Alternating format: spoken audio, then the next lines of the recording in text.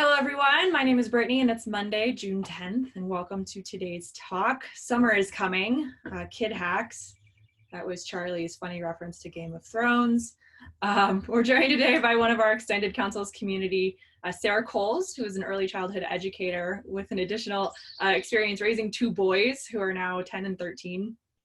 Sarah received her degree in child development from UC Riverside and attended Cal Poly to complete her bilingual multiple subjects credential. Her first teaching job was in a small agricultural town of Castroville near Monterey. I've been there actually. Oh, yay! Artichoke apple world. There's some great farmers markets right around there. Monroe, she was the queen, artichoke queen, Marilyn Monroe. Yep. So there she taught Spanish bilingual and dual immersion kindergarten for 6 years, followed by several more years teaching Spanish to kindergarten or bilingual kindergarten. She then took a break to be a stay-at-home mom to those two boys we referenced. And more recently, after 8 years away from the classroom, she was first asked to train teachers part-time and then asked to be an intervention teacher at the boys' school. And for the last 3 years, she's been teaching dual immersion kindergarten there. And now with COVID disrupting the end of the school year, as it did for many, Sarah took the boys' education into her own hands and has planned a summer of learning and fun for them, replete with movies, cooking classes, games, and planned education by week and continent. So today she'll be sharing some of that framework with you. Briefly, before I pass it over to Sarah, a few housekeeping notes as usual. The recording will be available for you to review and use to make your own summer plan for your own kids. And if you have questions for Sarah as we go along, please post those in chat and make sure you send it to all panelists and attendees so everyone can see it. And finally, so that Sarah is on the main screen for you, up at the top, you should see two rectangles of her and my face and hers. If you click that, hover over it, and there's three small dots, you can select pin video, and then she will remain in the large window below for the duration of the session. So without further ado, Sarah, welcome. Thanks for being here. Thank you. So, thanks for being here. I hope that you find this fun, hopefully. I like my kids. So I'm going to go ahead and share the screen. I am an educator. I am by no means very well versed in technology, so please bear with me. So I'm calling them co-vacations because we can't go on vacation because of COVID. So my term for this is going to be co-vacation. So that's the start of my presentation. And as she said here, hopefully, okay, there we go. Here I am. This is me in the middle and with my two boys, as she said. The one on the left is actually, he's 12 there, but he's now 13. And then the one on the right is my younger son, Cooper. We were at where were we there? No, we were we were at Universal Studios. Of course, we were at Universal Studios. That was last spring. We were hoping to go somewhere this spring, but obviously we could not do that. And as she said, I'm an educator. I've been an educator for 14 years, but I did take a break in the middle to be a stay-at-home mom, which was awesome. I know it's not for everybody, but I loved it. It was super fun for me. And the thing about being a stay-at-home mom for me is because I am a type A person and I love to organize, I really wanted my stay-at-home experience to mimic sort of my classroom experience. So even when I was at home, we had a schedule for my kids, even when they were babies. You know, what time are naps? What time is this happening? Because I need to know what the schedule is. The schedule kind of helps me to figure out how the time pieces are and how to manage my puzzle pieces for the kids. So I knew from the very beginning that I was going to have to be very organized when it came to this co-vacations because I love to organize and I needed to think about that. So this is how we ran it. So on March 13th, we went into shelter in place. We went in a little bit earlier, I think, but at noon, all the kids were dismissed and they just said goodbye. And I was like, this is not going to happen. So that night I was racking my head, racking my brain, trying to think about how in the world, it was only supposed to be 3 weeks. That was what it was supposed to be, a 3-week shelter in place. And then we were supposed to go back to school. So for those 3 weeks, I knew that even though my boys were going to get stuff from their teachers and they were going to get a whole lesson plan for the day, I knew that we still needed a schedule. That was going to be really important to me. So that morning I woke up, I created a schedule for them, for us to be at home and shelter in place.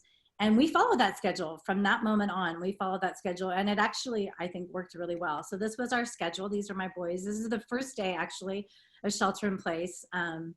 My older son, if he could, he would have loved to have been in bed the whole time, but that was not going to happen for me. And so we had to get up. Now they were getting up an hour later, so that was nice, right? But otherwise, they had to wake up. We had to have breakfast. They had to be dressed. You know, all their other kid friends are in their pajamas, and I'm like, nope, sorry, no pajamas. You got to get dressed. We got to have some form of normalcy. We had to have something to be able to say, like, this was school, and that was going to make me sane. And then I don't know, it made me sane. So we began our classes. Their teachers sent them their work. We had class time in the morning, as you can see here, from 8:35 to 10. Then I just basically created the same schedule that I had for my kindergartners. So when we had recess in kinder, my kids at home, my boys had recess. So we had a break. They needed to have a break. They could not sit in front of those tablets for 4 hours and do work. They needed to have a break. So we took a break, and then they had class time again. And then we took a lunch break and recess. They watched The Simpsons. They're really into Simpsons right now. And then my boys both have instruments, so they had to have practice. That was part of their schooling as well. And then in the afternoon, I tried to make it kind of fun, because I felt like the mornings were going to be more the academic piece, the big chunk. And then the afternoon, I wanted to have some enrichment. So because my boys are both in dual immersion programs, we did Spanish enrichments. We played, you know, bananagrams and kind of fun games all around Spanish, all in Spanish. She said, I'm a Spanish teacher. And then we tried to do, you know, like Lego Masters. There's tons of things out there. Like there's a 30-day Lego challenge you can do. And then they were like, oh, let's do chop challenge. So we went into the kitchen, and they like, let's do pantry challenge. And so they went into the pantry, and they had to come up with either sweet or savory or whatever. So we had chop challenges, and then they had to do their chores. That was still going to be the case. And then at 2:30, we did a behind the scenes. We went to the Oakland Zoo. We subscribed to them to kind of help them through this time. And that was awesome. It was a live event. And then 3 o'clock to 4:30, we still had to do PE, because they still had to get their minutes in. I think it's 50 minutes for PE. And then they still had to walk the dog. So that was the academic curriculum when we were in shelter in place. And that was great, and it worked, but I needed to know what it was going to look like when there was no academic piece. What was going to happen when the teachers were not sending work? And I knew after those 3 weeks that we were having a spring break. And I thought, oh my gosh, now what are we going to do? We can't go anywhere. We were supposed to be in Sonoma ziplining. We had to cancel that trip. And I was like, oh my gosh, this is not going to work. So I basically asked the kids, you know, what is it that you want to do? Because we can't go anywhere. And typically during a spring break or a summer, it's a mix of like camps and going places and going on vacation and going to museums. And we couldn't do those things. So I asked them, what are some things that you want to do? And our typical, like I said, this is what our typical summer would look like. So we would have, you know, like a swim camp, and then we'd go to the, you know, Jackson, my son would have baseball practice in the afternoon, and then we would go to a baseball game, and we might go to the club. So this is a normal thing.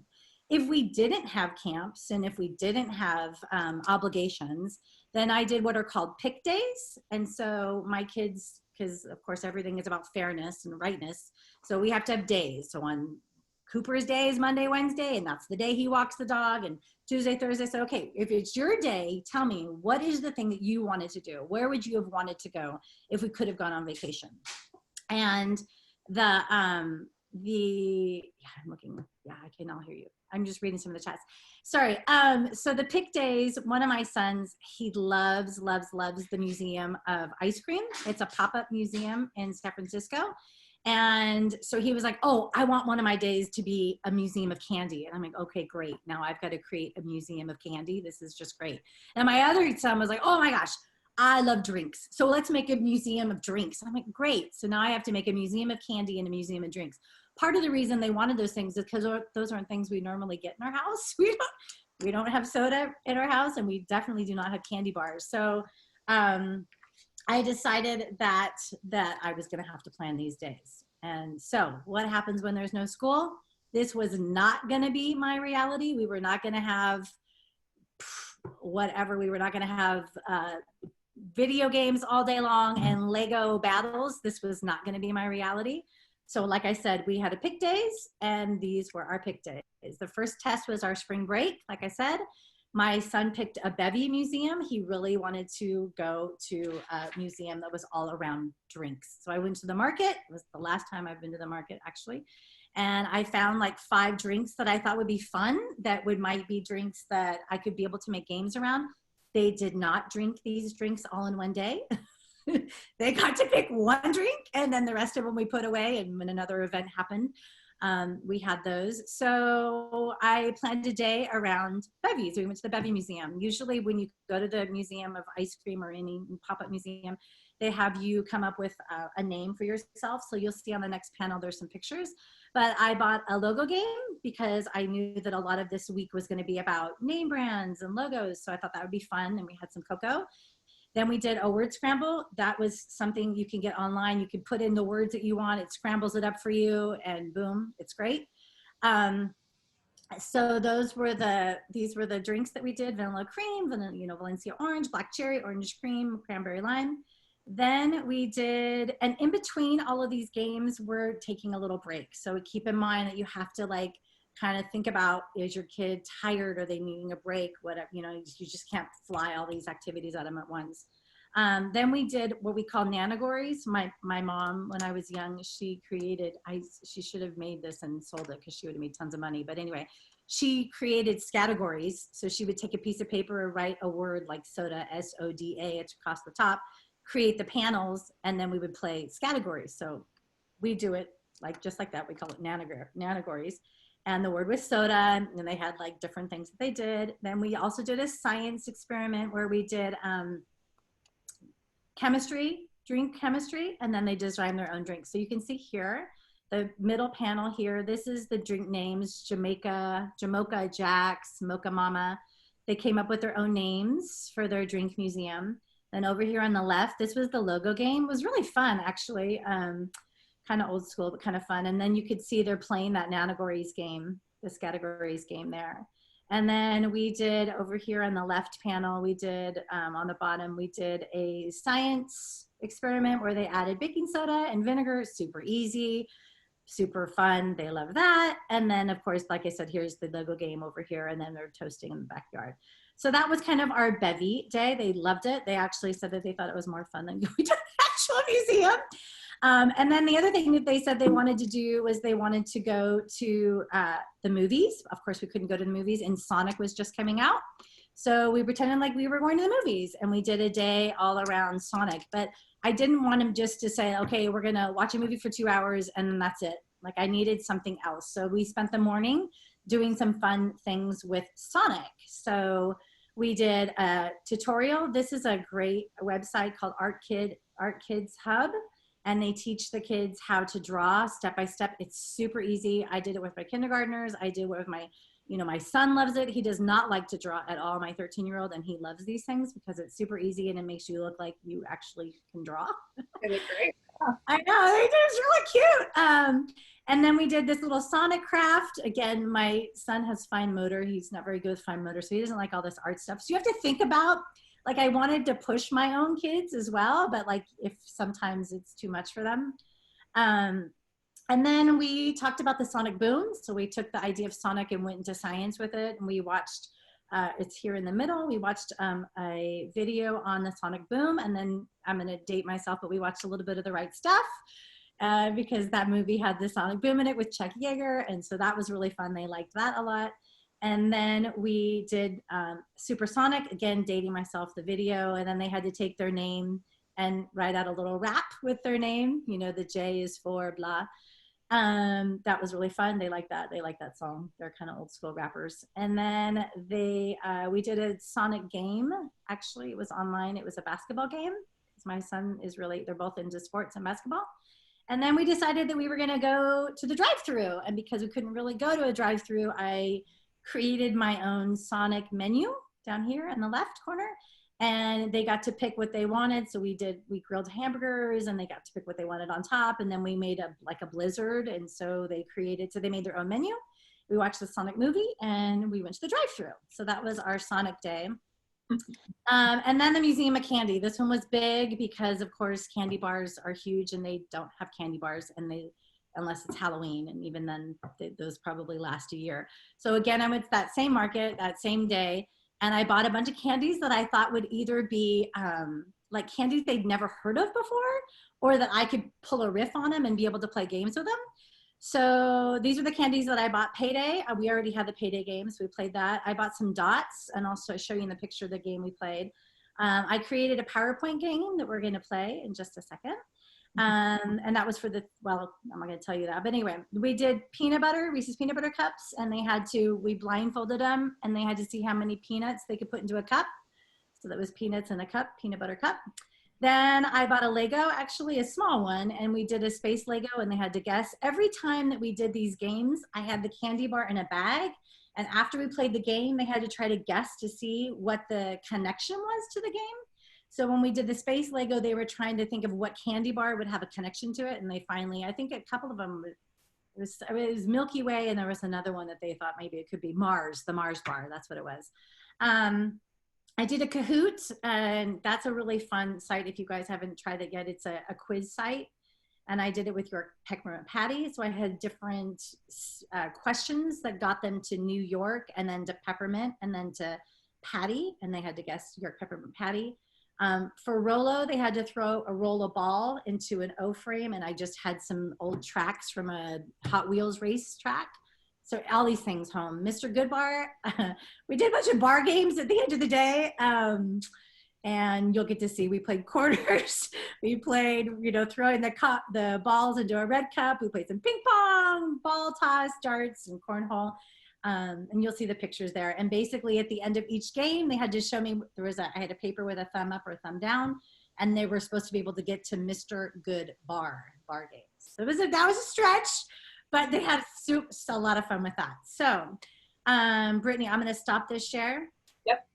Okay. And then I am going to close out of this for and while she's pulling that up, as she's getting ready to get the game loaded up, what we're going to do is she's going to cycle through the presentation, and your participation will be in the chat. So looking at the images on the PowerPoint and putting into chat what your guess is. Okay. See how. All right. And if someone gets it, Brittany, just let me know, and then I'll move on. Unless I hear from somebody, I'm not going to move on. All right. Sounds good. This is the game to try to guess this particular candy bar. So can you see it, Brittany? Yep, I can see it. All right. All right. Any guesses? See if anybody can guess it. Now, I made this up myself. I just got a candy bar in my head, and then I found some images and put them together. That's all. It was super. Like I said, I'm not a technology person. Go. Tommy got it. Rocky Road. Got it? All right, Rocky Road. Okay, here's the next one.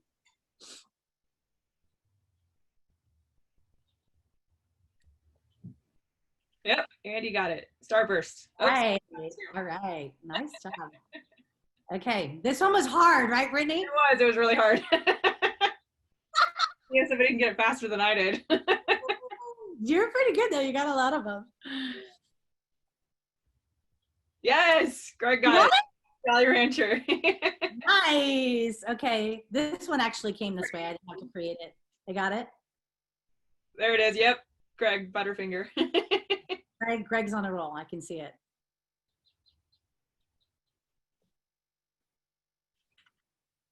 There it is. Yep. Baby Ruth. Yep. Not that we're political at all. Okay. This was kind of hard too, right? Yep. My kids actually thought this was hard. I struggled with this one for a bit. Yep, Scott got it. Kit Kat. All right. Yep. This one was hard too. I think Charlie, yeah, I'm trying to remember who got it. Yeah. Yeah, Charlie did. I struggled with this one.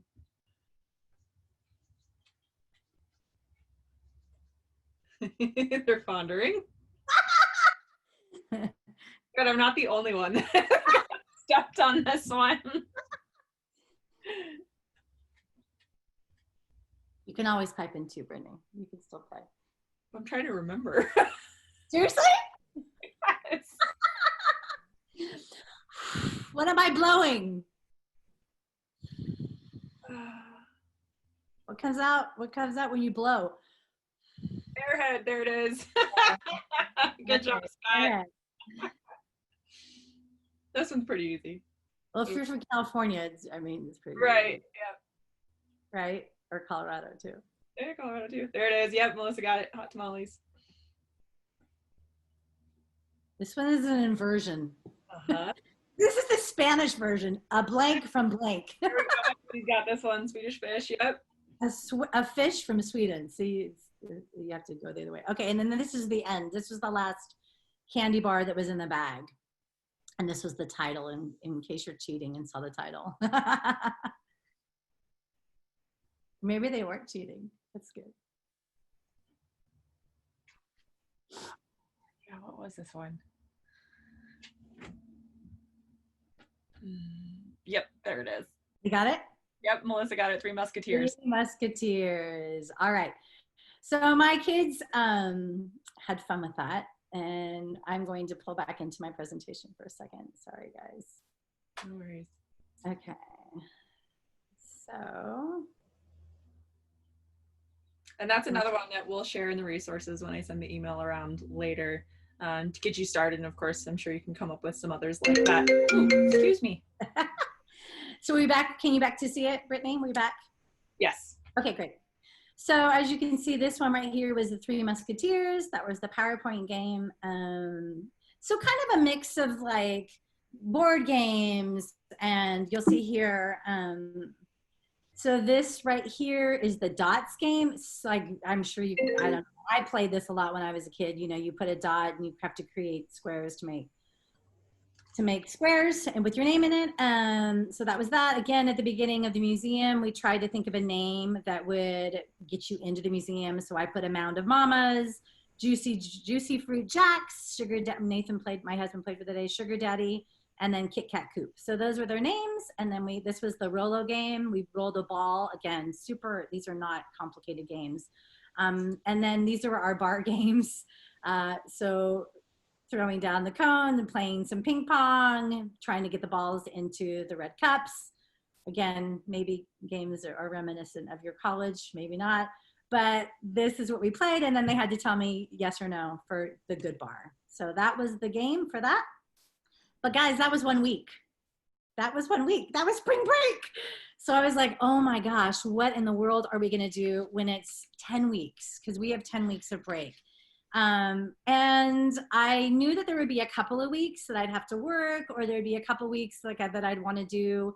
We were supposed to go to Carmel, so I wanted to do a Carmel week. We were supposed to go to Europe, and so I thought, oh, well, maybe I'll do Europe. And then I thought, well, why not? Since I have like basically 7 out of the 10 that I needed to fill something with, I thought, why don't I go around the world? Let's go to different continents. There's 7 continents. I have 7 weeks left, so I decided that we were going to do a continent a week.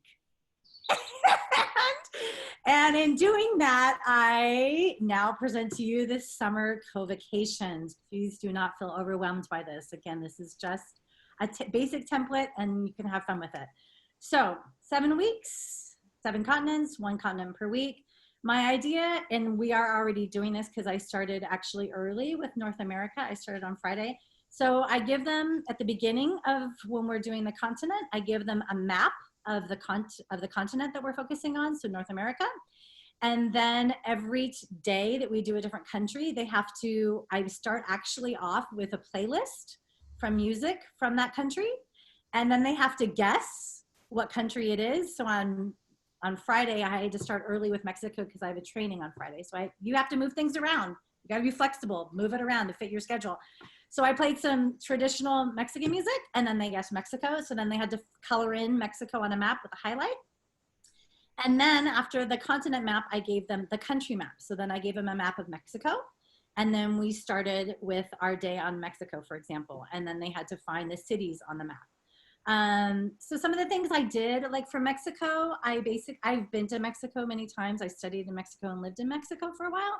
So what I wanted to do is I wanted to pick places that either I had an invested interest in or I thought that they would. If you're not excited about it, it's going to be really hard for them to be excited about it. So I knew that I had photo albums from Mexico and I thought, oh my gosh, this is going to be great because I can show them, look at me when I was in Guadalajara, look how young I was, you know? So I wanted to get something that would be exciting for them.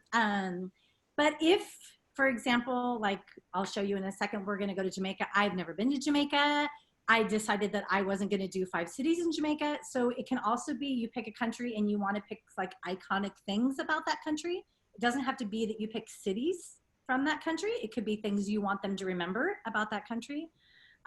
Or for example, when I did Canada, I'd never been to Quebec City. And so I went to TripAdvisor and I went to the forums on going to a city with teenagers or going to a city with young kids and looking to see what are the really fun things they think are cool to do. And so that's another way that you can research if you've never been, or if you decide you want to, like I said, if you want to go to a city, but you don't know anything about it. I really try to do 5 to 8 activities a day and try for the most of it to be in the morning, the bulk of it. And then trying to keep, as you can see on my schedule on the right, trying to keep sort of our academic, not non-academic stuff in the afternoon, but kind of our extracurricular activities and our PE and stuff like that. So that was kind of the idea. I also wanted to try to do some sort of food connection. So whether it's we make, you know, an agua de Jamaica, a drink, we're making a drink, or we're making something with lunch. Or like on Friday, we ended up doing dinner with fresh fish for one of our Mexico connections. So something that will kind of tie into that, some sort of food class. If there are virtual or live tours, then I would like to incorporate that. Like we're gonna go to the Monterey Bay Aquarium one day, and there are a ton of live events for the Monterey Bay Aquarium. So a lot of these places, they are almost designed for you because a lot of people know that we're at home. And a lot of people know that we had to do classrooms at home. So there are a lot of virtual lessons that are already there.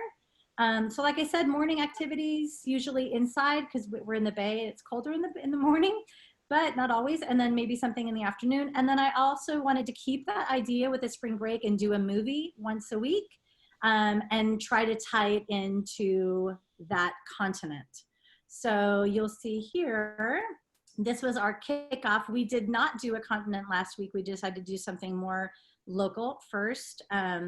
Because I had to work on Tuesday. So, and then I did start North America. I'll show you that. But we did on Monday, we went to the Ripley's Believe It or Not Museum. That museum, everything is there. All the activities are there already. All I had to do was print some stuff out and replicate it. So like things are like that are really easy. Tuesday I had to work. So keep in mind that, you know, you have to be flexible. Your kids are going to have to be flexible. You're going to have a meeting that you have to go to or something that you have to attend. So they went to the classroom with me and helped me get out of the classroom. Then on Wednesday, they wanted to see Dr. Dolittle. So it was kind of like an oddities week. We did, you know, Ripley's Believe It or Not, this guy who talks to animals. Then we went to the Exploratorium. Again, the Exploratorium had tons of already completed lessons. So it was this whole unit on the science of snacks, and my kids love to eat snacks. So I thought, okay, this is a slam dunk. So we did a whole day around the science. This is all these activities here. It was about the Exploratorium. So we talked about, you know, frequency, moving things with frequency. They had a spaghetti stick and a marshmallow, and they love that. We doing the bottom right, like blindfolded, trying something that his brother's giving him. Is that what? Yeah. So this is the science of snacks. So this is one about frequency. This one's the one about refraction of light. So this is a laser going through Jell-O. This one was about force. So blowing, here's the marshmallow here, blowing marshmallow, they created a tube. And then this one right here is about how your senses are dulled when you close your nose. And so they were trying to identify lifesaver flavors with their noses and their eyes closed. And it was really hard. They could not do it. It was really amazing. So that was all done. Like I said, it's all done. And again, you don't have to go to another country. If you have things that are in your area that the kids have always, you know, they're missing all of a sudden, like plan a beach day or plan to go to that amusement park that you can't do anymore. But again, I had to start North America early. So I'm going to show you, this is what a typical week, this is this week actually. Today, after I'm done with this, we're going to go to Costa Rica. And tomorrow we're going to go to Jamaica. And then on Wednesday, we're going to do Cool Runnings. Nice. Yeah. Then Thursday, we're going to do Canada. And Friday, we were supposed to do Mexico. But like I said, I had to move it. So they're pieces, right? They're pieces and you move them around to make it fit for you. I picked these places because Costa Rica, my son, we went when we were when he was very young. So I wanted to have him kind of revisit that. Jamaica, because I don't know, it's kind of fun. Like who doesn't want to go to Jamaica and then do Cool Runnings? Canada we've been to. So again, I can show them Canada, and Mexico I'd been to as well. So that was the kind of the idea for why I picked. And North America, I wanted something easy for me too to start off with. Sarah, you know, I've seen recently, I don't know if you've come across this, but on the Airbnb site, of course, they used to do, you know, experiences to all the places that you would travel to. Right. And they ask, you know, you have an Airbnb stay coming up in X location, right. Look at different adventures. Well, recently I've seen a lot of them coming up with virtual adventures. So I don't know if you've looked at that, but I've seen some really interesting ones, from cooking related things to, you know, and these are all virtual, but you know, there's so much out there. You do not have to reinvent the wheel. This should not feel overwhelming. You just like pick a location and you can, like, I was looking at something like I can virtually go to like the Plaza of Mexico and see what's going on in that plaza right now. Like, it's so amazing what is out there and how people are being creative with travel because they know we can't go anywhere right now. So it is, yeah, it's totally cool. So again, we just did this on Friday, and I actually had some amendments to it. I didn't add to it, but I wanted to talk about it a little bit. We started with Mexico City. So I had them find Mexico City on their map, and I showed them my album of me in Mexico City. And I didn't write this here, but it's a UNESCO site. The actual plaza, the Plaza Nacional is a UNESCO site. So we actually took a little jaunt, and we went to figure out, we watched a video. All of the videos that I'm putting in, guys, 2-3 minute YouTubes. Like, if there's one video that I did for Doolittle, and it was about this woman who could talk to animals, and it was 7 minutes, and they were so captivated that they didn't care. But if you're doing a YouTube video and it's the history of blah, blah, blah, okay, 2-3 minutes max. And I always start with they have a workbook, like a notebook. And I'm telling them, look for these things. What do you see? Looking for so I'm trying to make it super interactive, because otherwise my 13-year-old, he would fall asleep at the table, literally fall asleep at the table, because that's where he's going through right now. So you got to keep him engaged. You know, even though they're looking at a tablet, you got to keep them engaged. So we did UNESCO, and then I asked them, like, okay, if you can nominate a site that is UNESCO site, what would you nominate? What's a place that needs to be protected? Of course, like my one son says, the state of California. We have to protect the state of California. So he thought California should be a UNESCO site. Then my other son, we have a park, a beautiful wild, life park out here, and he thought that should be protected. So you got to keep them engaged, right? Take breaks in between. Then we went, it was a very long video. And so I was like, okay, we're going to go from 0 to 2 minutes on this video, which did the history of the mural, the Diego Rivera mural. And then we did like from 3 minutes to 6 minutes. And it was basically like, what is it that I want them to get? Like, I wanted them to see how Diego Rivera told stories of social justice within his murals. That was really important. And then what we did is they created their own mural. So I actually have a piece of artwork. It's a poster from Costco. Like, it's not original. And I just went and found it on Google. I printed it. And then I took it and I cut it into 6 panels. You'll see here where it says make your own mural. All the directions of how they did it is right here.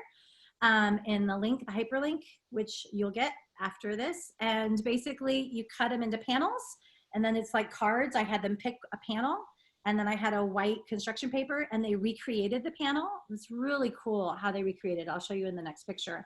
Then we took a break. And then we went to Chichen Itza and talked about the Mayan gods and the Aztecian temples. And then we watched this video on the 10 greatest Mayan gods, and they had to find which god they thought was the coolest one. And then we created, kind of like when you go to Mexico, you see those tin like foil art. So we recreated that. I've done that with my kinders every single year. So I knew it was something that my 13-year-old could handle, even though he says he can't draw worth anything. So I try to think of different modes of art as well, especially because this was a really art heavy day and he does not like art. And then we went to Cozumel and we did a lesson on going and diving down into the coral reefs. And then we watched one about like what's happening with those coral reefs with climate change, but mostly with all of the ships that are coming in, the cruise lines, and they're destroying the habitat there. So we watched a video about how one group is trying to clean the corals piece by piece by going down there. And then what they had to do, I found this one sheet that talked about 10 ways that they can protect the coral reefs. It was all in Spanish. And a lot of these ones were all in Spanish as well. So that was their Spanish for the day. But they had to take the pieces of this paper that talked about the 10 things they could do. They had to translate them. We had to read it, they had to translate it, then they had to cut one that they thought that they could do and glue it into their workbook. So something that they could remember when they look back. And then we took a lunch break, which was good because they needed to. And we had like a jarrito for lunch. So we just got some jarritos for drinks. And after lunch, we came back and we did Guadalajara. I'd been to Guadalajara, so I showed them my pictures from Guadalajara. We played some mariachi music. And this is like the cool thing about it is like, if they're invested in it, they're going to come up with things on their own. So we're like listening to mariachi music, and they decided on their own that they wanted to have a mariachi competition, and who could have, Guadalajara, and like who could make the note go the longest. Like they just did that. That was them. And I'm like, great, let's go. Let's run with it. So if they are having fun, they're gonna come up with their own ideas as well, and roll with it. Be flexible. Have fun with it. And how long did like this whole program plan take? So for me to plan it? Yeah. How long did it plan for me to plan this day? Yes. A couple hours. Okay. Hopefully. I mean, if it's fast, it goes fast, but I kind of like, I'm usually like 2 or 3 weeks ahead. So I'm like, oh, I thought of something else, and I'll go back and add. So when I have some downtime, I'm not binging. I wish I was binging on Netflix, but I'm not. This is what I find fun. This is what makes me happy. So when we go on trips, I'm the one that plans the trips. I'm the one that comes up with the itineraries. So for me, this is fun for me. If this is not fun for you, do not do it. Do not make yourself crazy. Like seriously. I just happen to think it's fun. And it's really easy. Like if you decide, you want to do mariachis, you find a good video, plug it in, and, make sure it's 2 or 3 minutes long. Again, here's that Art Kids for Hub. It showed them how to draw a mariachi. Super fun.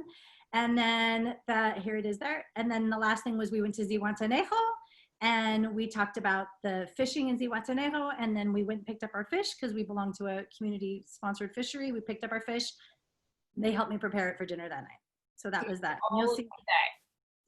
Yeah, this one was all in one day, and we were done. Most of them, I mean, honestly, we can get done by noon. They're pretty fast. This one went until about 3 because we took a break for lunch, and then we did some things. We came back to it. Like the Zihuatanejo was towards the end of the day because we wanted to prep for dinner. So it depends on how long you want to stretch it too, right? I mean, like you could do some activities and you're like, they need to take a break, go outside, go to the park, come back to it. My son all of a sudden decides he was going to do baseball. So we're going to have breaks from 12 to 3 on Tuesdays and Thursdays now. So now all of a sudden I have all these days planned, and I'm like, oh my gosh. So now we're going to flood them in the morning and flood them in the afternoon. So things are going to happen. Things are going to open up. Camps are going to come up. You're going to have things that you're going to have to put in, and that's totally fine. So you could see here, these are kind of some of the things that we did that day. This was down here on the right-hand side. This was the mural they recreated. So you could see the top is the picture that I have hanging, and I cut that into 6 panels.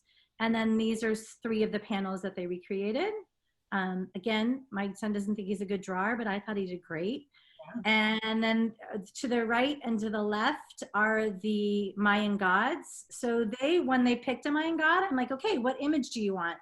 And my younger son was like, I want an image, but I think I want to do my own riff on it. So he didn't want to copy it. His is over here on the left. He picked the god of rain and thunder. So he kind of created his own. And then my other son picked the god of war. It's really hard to tell, but that's his. But anyway, you just take a paper plate, wrap it in foil, have a bunch of Sharpies, let him go. Like, boom, that's it. This is the Art Kids for Hub, them drawing the mariachis. You can see even with my son who thinks he's not a drawer, an artist, he was able to do it. And then down here on the left corner, these are the panels that I was talking about, were 10 ways that they can help protect the coral reef. So we cut them up, they picked them, they translated them. Here's the map. You can see the map of Mexico in front of my older son, and then they glued them onto their workbooks. So that was Mexico. That's the only one we've done so far. So now at this point, these are all theoretical ideas. We're gonna do tomorrow actually. So my idea, again, with Jamaica, I've never been. I don't know if there are 5 cities that I should see, but I was like, when I think of Jamaica, what do I think of? Okay, well, reggae. So we're gonna do a whole thing on reggae, play reggae in the morning, We're going to talk about Bob Marley and how he would sing songs about social justice. So then I want them to write a song for social justice, which is, I won't go political, but anyway, what would you write for and why? So I want them to think about that. And then we're going to talk a little bit about the Rastafarian movement in Jamaica, a little history lesson. Then I'm going to have them create a flag based on the song, because there's a Rastafarian flag. So I want them to think about the song they did and create an image or a flag or some way that they could represent it. Then we're going to talk about the Jamaican Creole, kind of a language lesson. And then this is going to kind of be our PE for the day, because of course Usain Bolt and all of the amazing sprinters are from Jamaica. So we're going to watch a little bit about sprinters, and then we're going to go to the park and we're going to do a sprinting competition. And we're going to go, it's 100 meters. He did it in 9.58 seconds. So I already measured a park that has 100 meters. I did it on Google Maps. I have not gone to the park, so this is all theoretical. The park just opened, so we can go. And so we're going to do some PE with that. And then at the end of the day, I'm going to be like, okay, so when people think of Jamaica, they also think of Cool Runnings. And tune in tomorrow, because we're going to have a day around Cool Runnings. So then we'll have activities around Cool Runnings, the bobsled team. We're going to make bobsleds out of toilet paper rolls. So kind of just mixing in different modalities is really important. Like the day was Mexico. My son was like, Mom, that was too much art. So, and I have them rate my days at the end of the day, because at the end of the day, I need to know. I need feedback. What did you think? Yeah, well, I need feedback. So like they give me a score, and then they tell me what was their favorite day. Like, you know, my son really loved the Ripley's Believe It or Not day, and the other one loved the Exploratorium day. And that was a science heavy day. So like thinking of your kids and thinking about what they can do, and it's okay. Like my kid that can't do art, it's okay to push him, you know, it's okay to push, but you don't want them to be frustrated, and you don't want them to hate the experience either. So far they're liking it, they're having fun, and that is where we're at. That's where we're at, and that gets me to tomorrow. Love it. All right. I probably went on too long, Brittany. I'm so sorry. No, you're great. We still have about 15 minutes and time for questions.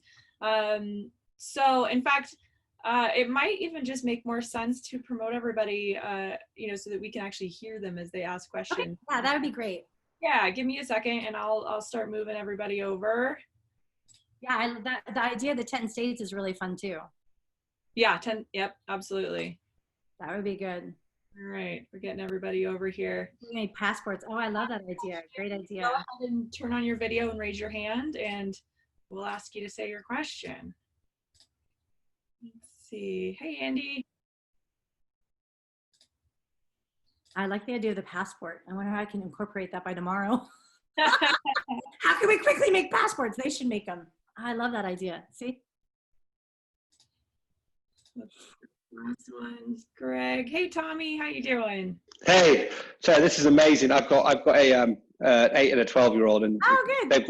they've got 8 weeks of holiday, but it's going to start in a few weeks, so we're getting ready. Where do you find all of these online courses in reserve? Do you spend a lot of time Googling, or are there other kind of threads or places on the web where you can find them? Because I'm just thinking that they're brilliant ideas. I'm like, how on earth would I find about Monterey Aquarium or those other ones? The Monterey Bay Aquarium, you just Google it and they're all there. That like places that are already existing sites that normally people would have gone to, like the aquarium or the zoos, those places have a lot of resources already there. Okay. Like the Exploratorium, you go to their virtual learning site and it's like tons of lessons. That whole day was created. I did not do anything. The countries, obviously, I have to Google around because I'm looking for something that I think my kids would grab to. So those, I had to do those on my own because I was looking for something specific. But a lot of those places that are closed right now that normally would have had kids coming in or tourists coming in, like you could go to the Vatican right now and you could do a whole tour of the Vatican. You could go to the Louvre, any of those museums have tons of virtual learnings right now. So yeah, just have fun with it. Pick a place that you think that they would like and don't make it too hard. I mean, mine are kind of crazy, but I kind of like it. So. Brilliant. Thank you. This is amazing. Oh, yeah, of course. No worries. Yeah. Anoop and Melissa are both adding some interesting things. So Anoop posted a makeandtakes.com DIY mini passport book. So maybe you can have the boys make their own passport books. Yeah, there you go. Yeah. Or Melissa said there's a big one too, just in a composition notebook. Right. And then tell us about How It's Made, Melissa. What's this? It's a set of videos on basically how everything is made. And literally, if you Google how it's made, they're longer. So they're not like 2-3 minute videos, but they're all about the science of how things are made. Everything from Oreo cookies to jet engines, Right. to ships and everything else. So if you have, I mean, I remember my boys from about the age 6 up, especially if they're STEM rather than art focused. It was a great thing for them to see how the real things got made. Right. Yeah. My students, I sent home because I had to do lessons for my kindergartners. And the sites that we used a lot were Mystery Science, super great, love Mystery Science. And they also have a ton of lessons and like connections with it, kind of like what you're talking about, why things happen the way that they are. And then on YouTube, there's a channel called SciShow Kids, and she's really great too. So we did a lot of those in my classroom. And I could pull them into my own sons, except for they're kind of tired of watching them all because they've seen them all. But, and like I said, the Art Kids Hub is really great too. And I have some links I can give you too, Brittany, if you want to send to them. Absolutely. Yeah, I've been keeping track of some of the things that we've mentioned along the way, so I'll make sure to get those from you. And of course, your PowerPoint is already linked, so that makes that one easy. Yeah, definitely. Any questions? Do you involve some of their mates with this? So I don't know, I've got 8 and 12-year-old and they often scrap as well. So keeping them occupied is good, but then they sometimes drift into sort of fighting and teasing each other and commenting. So do you try and bring some of their mates in or other peers into this process? They generally get on quite well. Yeah, no. I mean, I definitely have 2 boys that are they're 2.5 years apart. And so if they're going to have a spat, they're going to have a spat, which is why I try to do a lot of engagement so that there isn't a lot of downtime for them. But when they have a recess, they go and wrestle. Like, don't wrestle in front of me. Goodbye. Go wrestle somewhere else. But they need to get that out, But in terms of other friends, I'm in the Bay Area, and it's one of the strictest areas in California right now with COVID.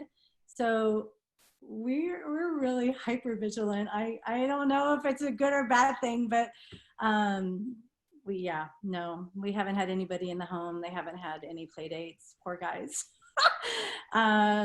It's a big deal that my son will be going to baseball tomorrow, and my husband is one of the coaches, and it's like they're gonna have cells and they're gonna have pods, and so no, it's not happening yet. I wish it was, but no friends yet. Yep. But I hear you. They are getting tired of each other. We used to do like cooperatives. So if you want to, do a similar program, so one way to do it is like the family down the road has a bunch of cousins, and all of the cousins get together for like, there's a weekly cooking challenge, and it's like the chopped version and some other things. So sometimes you can sort of trick them into believing that they're not alone with one another by going through activities like this with everybody else.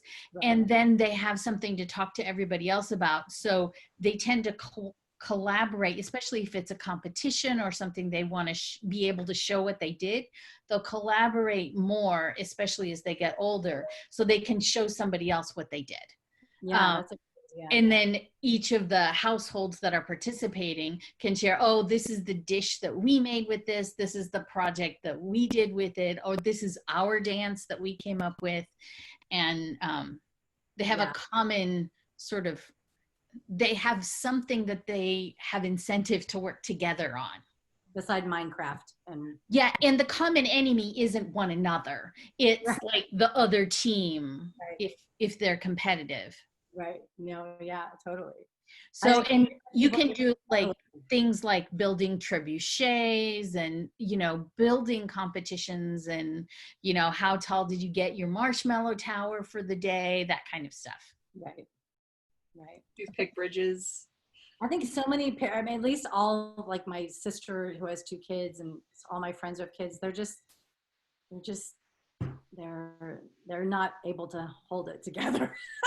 They're having a really hard time right now. I mean, a lot of my families, even my own students' families, they've never been home this much with their children ever. Yeah. So this is really hard, and they're working all the time, you know. And so to find anything at all is a challenge. They're struggling. A lot of my parents are struggling. You can also go low tech Yeah. and low touch. So you just give them like put a big calendar up with like all the days of the summer and like on big paper, and have them write what they want to have accomplished by the end of the summer, and then they can see what they're doing, and you can just write on that day like to the color of the day. Even just something dumb as like picking the letter, number, or color of the day gives them a focus, and it takes 30 seconds to do. Write it on the calendar, get a big calendar, and then they can often get creative with one another, you know, blue books, blue food, blue whatever, you know, circular things. Yeah, my kids, because they are my children, they are used to a schedule and they want to know what to expect. It's actually harder for them when they don't know what to expect. Like, it's really hard for them to not know what we're doing today. I'm like, come on, can you just tell me what we're doing today? Just wait for the music. So there is exactly the same thing. They want to have that routine. And I asked them when we went into shelter in place, and I created a schedule, and they're looking at their friends who were sleeping until 11 and I'm like, is that okay? Am I being too hard? And they're like, no, Mom, we actually like the schedule. I'm like, oh, thank God. I did something right. At least my children like this.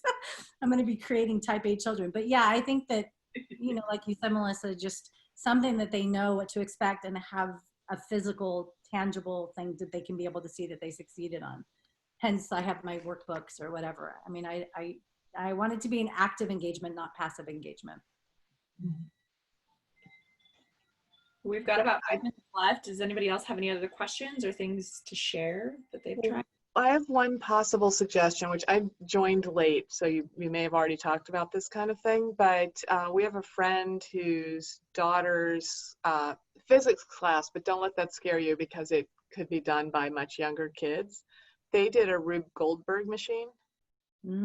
And that is something that we're going to do as a family this summer, and we're thinking of involving other families, because the way the class did it was, you know, one person ended with a tennis ball rolling off screen, right, and the next kid picked it up with a tennis ball. So you could involve other families. Yeah. And they could even talk about what, you know, how do you do different things? What if you wanted to do something with water? So maybe they could get together and strategize and even build things together on camera. Yeah. Because we all have to use the stuff that's in our house. Right. But some of the kids got, I mean, you know, it was a high school class, so some of the kids got super creative. I don't know if we're going to end up with some of that, that sophistication in our house. But I thought it was a great idea, and the kids thought it was really cool. Yeah. I think that's the biggest thing, is the buy-in. Like, you got to have their buy-in. Otherwise, they're going to be like, oh my gosh, where are we going today? Right. Why are you making us do this? Right. Exactly. They got to be excited about it. Yeah. Don't read Moby Dick to your kids. I just did that to mine. So. They did not appreciate it yet. My kids love audios. We've kind of missing that. We watched Artemis Fowl, and I was like, oh, we should read Artemis Fowl, because they didn't know. Is it out? Artemis Fowl is out now? It's on Disney Plus. Yeah. All right. Good. Yeah. Yay. Yeah. We used to do movie night once a month, and now we're doing it once a week. So we're watching a lot more movies. Yeah. But it's fun, you know.